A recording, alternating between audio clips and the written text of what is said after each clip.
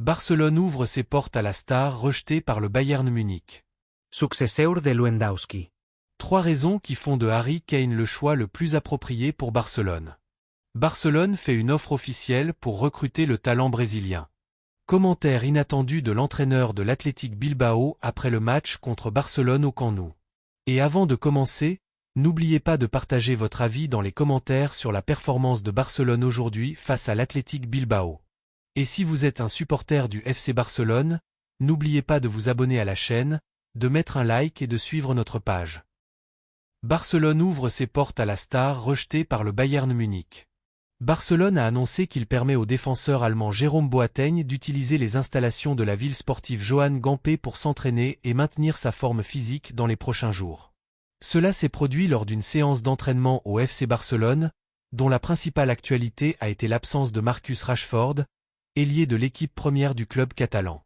Hans Flick a rencontré son ancien défenseur au Bayern Munich, qui n'est actuellement lié à aucun club depuis la fin de son contrat avec l'ASC la saison dernière, sans avoir officiellement annoncé sa retraite. Les réalisations de Boateng avec le Bayern Munich. Boateng a disputé 314 matchs sous le maillot du Bayern Munich, remportant 9 titres de Bundesliga, 2 Ligues des Champions, 5 Coupes d'Allemagne, 5 Supercoupes d'Allemagne, 2 Supercoupes d'Europe et 2 Coupes du Monde des clubs. Le joueur utilise les terrains d'entraînement de Barcelone pour rester prêt physiquement, selon des rapports faisant état d'une possible coordination avec Flick, qu'il a entraîné auparavant en Bundesliga. Pourquoi le Bayern Munich a-t-il refusé de recruter Boateng? Boateng a dû renoncer à une période d'entraînement en tant qu'assistant technique au Bayern, en raison de la pression des supporters refusant son retour. À cet égard, des banderoles des supporters à l'Allianz Arena portaient des messages contre la violence basée sur la haine des femmes et confirmaient le refus d'accueillir le joueur. Barcelone ouvre ses portes à la star rejetée par le Bayern Munich. Barcelone a annoncé qu'il permet au défenseur allemand Jérôme Boateng d'utiliser les installations de la ville sportive Johan Gamper pour s'entraîner et maintenir sa forme physique dans les prochains jours. Cela s'est produit lors d'une séance d'entraînement au FC Barcelone, dont la principale actualité a été l'absence de Marcus Rashford, ailier de l'équipe première du club catalan. Hans Flick a rencontré son ancien défenseur au Bayern Munich, qui n'est actuellement lié à aucun club depuis la fin de son contrat avec l'ASC la saison dernière, sans avoir officiellement annoncé sa retraite. Les réalisations de Boateng avec le Bayern Munich. Boateng a disputé 314 matchs sous le maillot du Bayern Munich, remportant 9 titres de Bundesliga, 2 Ligues des Champions, 5 Coupes d'Allemagne, 5 Supercoupes d'Allemagne, 2 Supercoupes d'Europe et 2 Coupes du Monde des clubs. Le joueur utilise les terrains d'entraînement de Barcelone pour rester prêt physiquement, selon des rapports faisant état d'une possible coordination avec Flick, qu'il a entraîné auparavant en Bundesliga. Pourquoi le Bayern Munich a-t-il refusé de recruter Boateng? Boateng a dû renoncer à une période d'entraînement en tant qu'assistant technique au Bayern, en raison de la pression des supporters refusant son retour. À cet égard, des banderoles des supporters à l'Allianz Arena portaient des messages contre la violence basée sur la haine des femmes et confirmaient le refus d'accueillir le joueur. Le contexte remonte à des affaires extrasportives.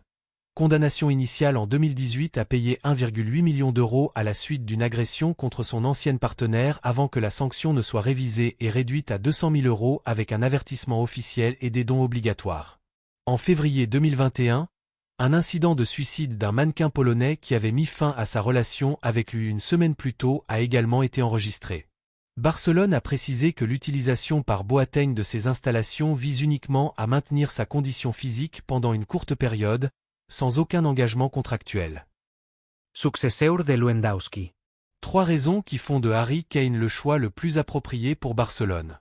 Des rapports de presse indiquent que l'option de recruter Harry Kane, attaquant du Bayern Munich, prend de l'ampleur au sein de Barcelone comme solution pour le poste d'avant-centre à l'été 2026. Le club examine la performance de son effectif et le marché des transferts pour identifier ses besoins à l'avance. L'objectif de Barcelone est clair, recruter un attaquant tueur pour remplacer Robert Lewandowski, dont le contrat se termine et qui aura 38 ans en août 2026. Dans ce scénario, le nom de Kane, 32 ans, a gagné en importance dans les bureaux du club. L'Anglais dispose d'une clause libératoire pour l'été prochain d'environ 65 millions d'euros, avec un contrat courant jusqu'en 2027, ce qui est considéré comme un montant modéré compte tenu de l'inflation des prix après des transferts tels que Liverpool payant 145 millions pour Isaac et 95 millions pour Ekitike. Raisons pour lesquelles Barcelone préfère Harry Kane. Les chiffres de Kane parlent d'eux-mêmes, il a marqué 23 buts en 17 matchs cette saison, et compte 404 buts au total en club, dont 280 en 435 matchs avec Tottenham, 108 en 113 avec le Bayern, et 78 en 112 avec l'Angleterre. Kane n'est pas seulement un avant-centre de surface, il compte 127 passes décisives, excelle en dehors de la boîte et participe à la construction du jeu, avec un avantage dans les duels aériens grâce à sa taille de 1,88 m. L'Anglais bénéficie d'une forte image médiatique en tant que capitaine de l'équipe nationale anglaise et d'une réputation professionnelle élevée, et il a prouvé sa capacité d'adaptation rapide à Munich en 16 mois. Julián Álvarez et les complications du marché. Le nom de Julián Álvarez, 25 ans, suscite l'admiration à Barcelone, mais son contrat jusqu'en 2030 et le refus de l'Atlético de le vendre compliquent l'opération, ce qui renforce la position de Kane dans les calculs pour l'été. Quel est le plan de recrutement de Barcelone pour l'été? Aucune cible définitive n'a encore été fixée, et les discussions sérieuses commenceront en janvier. La direction économique estime possible de recruter un grand attaquant si le secteur sportif le demande, en insistant sur la nécessité du départ de Lewandowski afin de réduire un impact de 40 millions d'euros sur le budget du club. Barcelone étudie également le renfort du latéral gauche, en incluant Alejandro Grimaldo, joueur de l'équipe première du Bayer Leverkusen, parmi les options envisagées. Barcelone fait une offre officielle pour recruter le talent brésilien. Barcelone a agi pour renforcer son attaque en faisant une offre officielle pour recruter l'ailier brésilien jeune Ryan, joueur du Vasco da Gama âgé de 19 ans. Ryan joue principalement au poste d'ailier droit, l'un des postes que le FC Barcelone cherche à renforcer dans les prochains temps, compte tenu de l'absence d'un remplaçant solide pour Lamine Yamal. Le journaliste turc Ekrem Konur, spécialisé dans les informations sur les transferts, a indiqué que Barcelone avait envoyé son offre au club brésilien, alors que le joueur est également suivi par de grands clubs européens.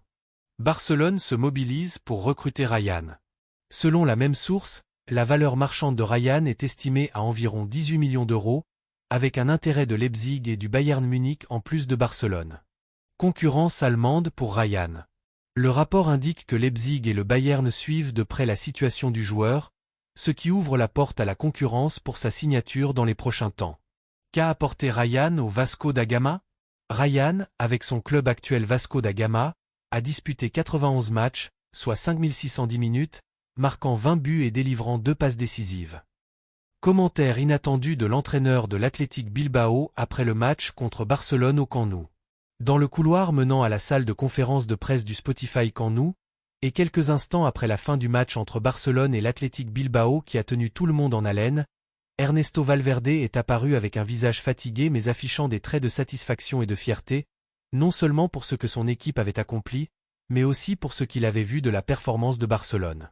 L'entraîneur basque semblait sortir d'une bataille tactique difficile, mais en même temps il exprimait une admiration non dissimulée pour le projet de Barcelone sous la direction de Hansi Flick, et pour cette génération de jeunes joueurs qui commencent à passer des promesses à des réalisations impressionnantes sur le terrain.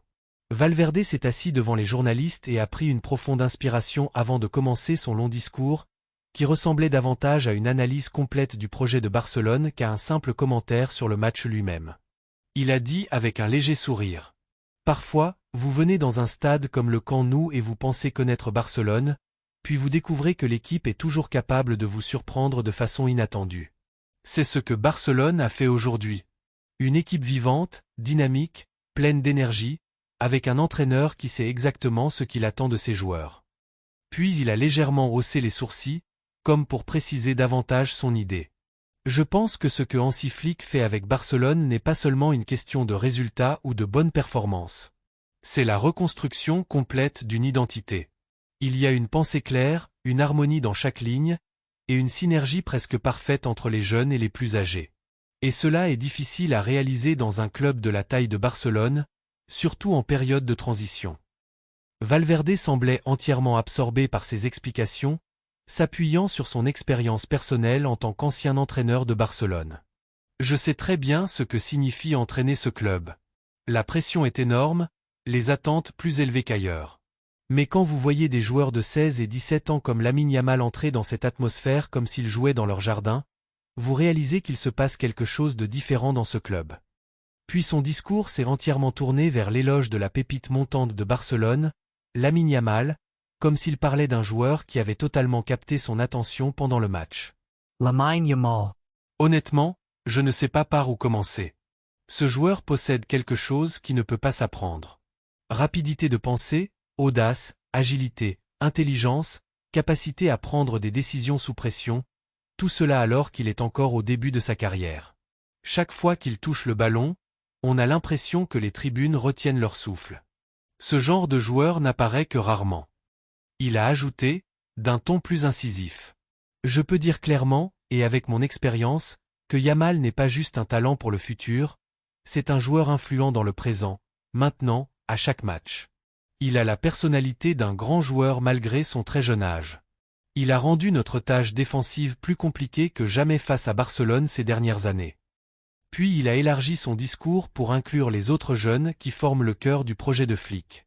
Barcelone a un groupe de jeunes qui jouent avec une confiance incroyable. Pedri revient avec l'esprit d'un leader, Gavi joue comme un moteur inarrêtable, Ferran, Torres, Kubi et d'autres apportent une contribution réelle. Il y a une maturité extraordinaire dans cette équipe, comme s'ils jouaient ensemble depuis de nombreuses années. C'est un mélange qui ne se produit pas facilement. Il s'est arrêté un instant, puis a ajouté une phrase marquante. Celui qui observe Barcelone aujourd'hui peut voir une équipe avec un long avenir, et pas seulement une équipe qui vit sur l'héritage du passé. Valverde a ensuite réservé un paragraphe entier pour Hansi Flick, soulignant que son empreinte sur l'équipe était désormais indiscutable. Flick a redonné de la vitalité à Barcelone. Il a réintroduit le pressing haut, le jeu vertical rapide, la combativité qui était la caractéristique la plus marquante de Barcelone à ses meilleures années. Mais il a fait quelque chose peut-être encore plus difficile, il a redonné confiance. On voit les joueurs recevoir le ballon sous pression sans peur, attaquer sans hésitation, se déplacer avec assurance comme s'ils connaissaient chaque mouvement à l'avance. C'est le travail d'un entraîneur qui sait exactement ce qu'il fait. D'un ton sérieux, il a ajouté. Même de loin, on peut voir le système que Flick impose, les déplacements, le positionnement, le pressing collectif, la discipline. Tout cela nous montre que nous sommes face à un projet extrêmement solide, et pas seulement à une période d'éclat temporaire. Puis il a parlé du match en général sans mentionner le résultat, mais son analyse était pleine d'admiration pour un adversaire solide. Le match était très compétitif, le rythme élevé et l'intensité évidente. Nous avons essayé autant que possible de contrer certaines forces de Barcelone, mais il est très difficile de faire face à une équipe qui change son rythme 4 fois par minute. À un moment, elle attaque en profondeur, puis elle passe sur les ailes, revient au pressing haut, puis construit l'attaque depuis l'arrière. Barcelone est une équipe aux multiples visages, constamment renouvelée.